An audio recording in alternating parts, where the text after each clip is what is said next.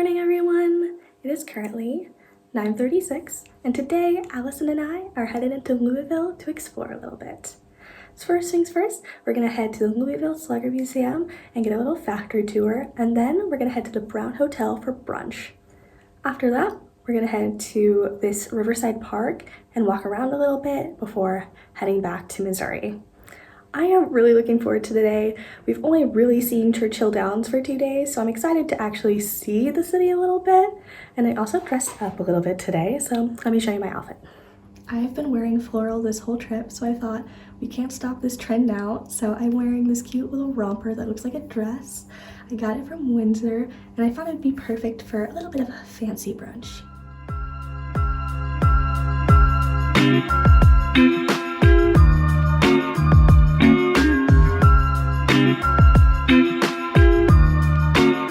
Okay, we made it to Louisville, and we're about a block away from the Slugger Museum, so I think we're gonna head over there now. Wow, it is beautiful out here. Oh my god, look at the entrance. This thing is massive.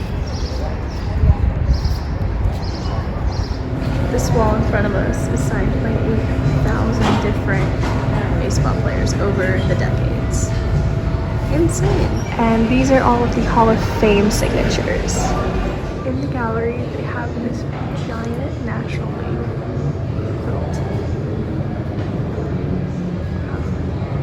And then there's the American League quilt. I like the pattern on this one better. And they also have these older pins from each World Series. I wish I could buy all of these. And then they have the Hank Aaron throne, aka the King of Home Runs. Very, very gold. And now we're in the museum. First, I have to point out the ceiling, because it's amazing. Louis Wagner was the first person to sign a contract with Louisville Slugger. And because of that, they have a whole little display space for him. This is one of Ted Williams' bats, and he was really well known here for being very involved in his bat making process. This is one of the bats Joe Miguel used during his 56-game winning streak. These are bats used by Pete Rose, Johnny Bench, and Joe Morgan during their winning streaks. These are also some bats from notable occasions. Look at these silver bats. Those must be incredibly heavy. It's the button, Allison. It's time for a 90-mile-an-hour fastball.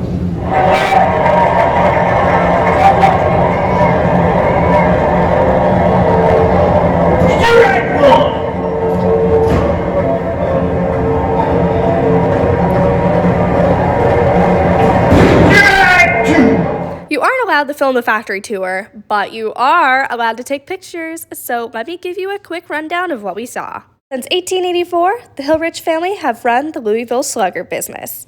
Currently in its 5th generation, the family is still heavily involved in the factory's day-to-day operations. The first step of making a baseball bat is cutting down the wood. Bats are made from birch, maple, and ash trees, which are chopped down and shaped into billets. These billets are then directly put into a large machine, which shape the wood into a bat in about 50 seconds. The factory has 2 of these machines, and because of that, they are reserved exclusively for making professional bats. Major league players will often sign the machine when they come and pick up their bats as well. The rest of the factory's machines are used to make bats for mass distribution in sports stores and, of course, in the Louisville Slugger gift shop. All of these bats are then dipped into polish to protect the wood and to prep it for any detailing that needs to be added. Louisville Slugger produces lots of different customized bats, including my personal favorite, this taco-themed one.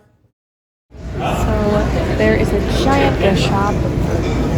It's very busy right now, but there's tons of shirts and bats. I think the coolest thing is you can get your own personalized bat, but it does rack you up like $20.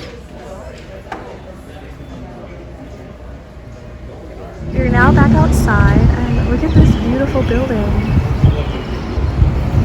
We just got back from the Louisville Slugger Museum and tour, and we got a bunch of cool souvenirs, so let me show you. First, we got this little nub, and when they are making the bats in the factory, they are attached to the front of the bat, and that's how the machine holds the bat in place. And then of course they're cut off for when they're shipped out. And then we got these really cool free little baseball bats. I had no idea that we would get these. It's really cool. It's actually really big as well, so a really cool free souvenir. And then I paid for this pin. It was $8, and yeah, I thought it was just a great way to remember the trip. And now we're gonna walk over to the Brown Hotel for brunch. We were originally gonna drive, but it's really nice out and we have a little bit of extra time before our reservation. So I think we're just gonna explore a little bit and walk over there. That's pretty. It is really quiet around here. Not quite sure why though. Honestly, really enjoying the peace and quiet though. It's nice to just get some sunshine. We're almost there. Look at this gorgeous building. I'm obsessed. It's rare to see old style theaters nowadays, and this one is just in stunning condition. I wish we could see a show here or something. Alright, we made it to the Brown Hotel. Time to head inside and find the restaurant. Oh my god, this is fancy! And here we are. The Brown Hotel. Look at the registration area.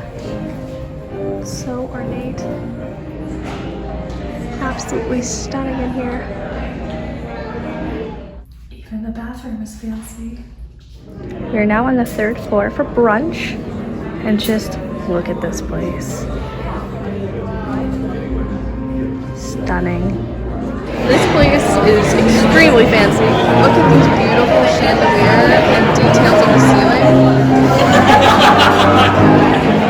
The guy playing piano is doing amazing. We accidentally got reservations for Mother's Day brunch. So first we have all the salads. Look at this charcuterie board. My goodness. Roses. Let's see, salad, shrimp cocktail. Then they have all these entrees. It was an all-you-can-eat buffet, and I took advantage of it. I got a little bit of everything. Look at this. What is it? It's dessert time. Crying and throwing up right now. This is so expensive. The weather is just stunning today. We are now passing through 4th Street Live, where there is, of course, live music. This is so atmospheric.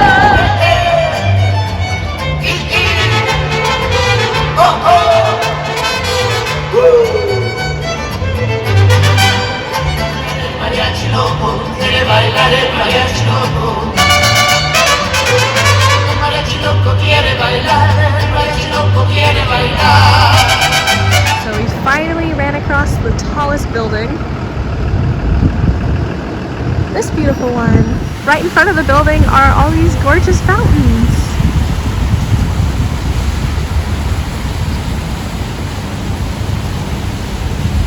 Oh my gosh, it's the pretty church. Okay, we need to have a bit of a story time because we wanted to go to the Brown Hotel for brunch because it's very well known and we thought it'd be a great idea. So we got reservations for J. Graham's Cafe, and we get there and it says it's closed. We're like, what's happening? The staff overhears us and they say, oh, it's upstairs on the 3rd floor. And we go, okay. And we're kind of confused, but we go up there and it says Kentucky Derby Farewell and Mother's Day Brunch. And we go up and we honestly were still very confused. We were wondering if we even had reservations at this point. We went up and talked to them and they said, oh yes, let us lead us to your table. And we sit down, most gourmet food, like we were in the Crystal Ballroom, so bougie. It was like $62 though. Let me repeat that, $62. We were broke college students. That was a ton of money for us. But it was a really fun experience and the food was to die for. I ate as much as humanly possible. And if it is in your budget, I highly recommend you go. If not, I would definitely go look around still because they have a gift shop and it's a gorgeous hotel. We made it down to the riverfront.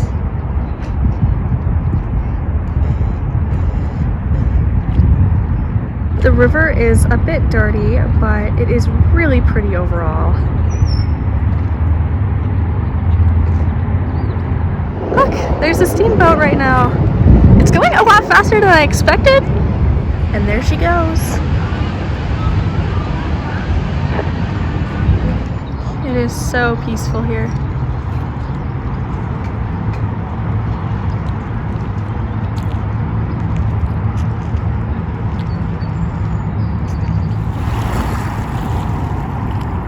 The sound of the water is so relaxing. It is currently 2:45 and it's time for us to start driving back to Missouri. So thank you, Kentucky. You were good to us.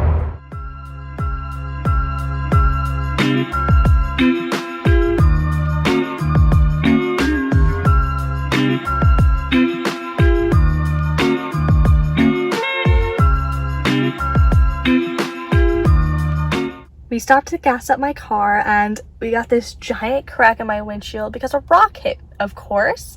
So we're having a great time. And to top it all off, gas was $67. I now have $4 in my bank account. I am thriving. It's great. We're good. When the line for DQ is at least 30 minutes long, but you're really, really craving it, we got the food! So exciting.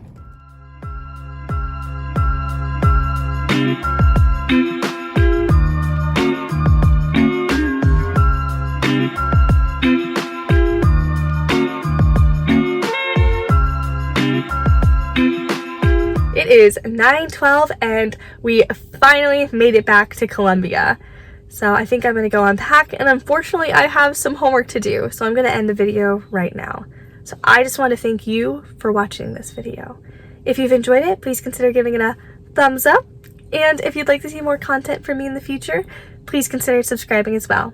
But I hope to see you in the next video. So have a good night.